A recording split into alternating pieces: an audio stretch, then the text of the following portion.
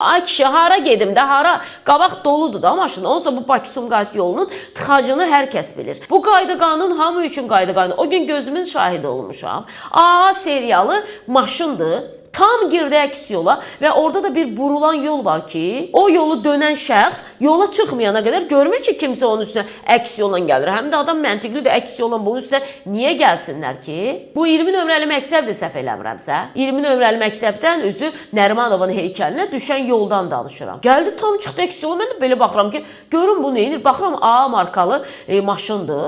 Hə, siqnalını verə-verə tamam anladım da. 8-ə qalmış ola bilsin ki, harasa çox dəhşətli tələsirsən, amma kiminsə yoluna çıxmağa ixtiyarın yoxdur. Yəni bəzi seriyalı maşınlar var ki, az qallar adamın üstündən çıxsınlar. Üstündən keçsinlər. Amma olmaz ki bu belə. Və o tili burulub keçən adam ya şoka bir anlıq qaçırtmasaydı, orada artıq qəza qaçılmaz idi. Çünki məntiqlə sən bu yoldan qalsın, səninlə üz-üzə kimsə gəlirsə, yəni olmaz ki, nə demək istəyirəm?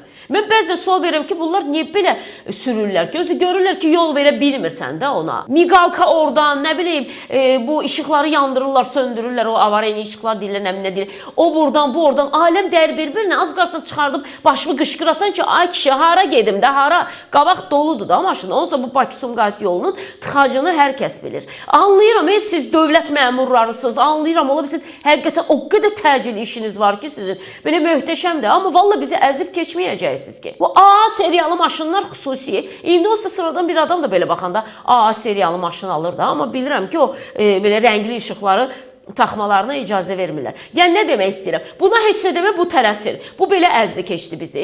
O birisinə heç nə demə, o şəhid anasıdır. Bu birisinə heç nə demə, bu nə bilim qazidir. Bu birisinə heç nə demə. Tamam, biz səhvlərimizi nə vaxt deyəcəyik? Biz səhvlərimizi nə vaxt dilə gətirəcəyik? Biz özümüzü nə vaxt tərbiyələndirəcəyik?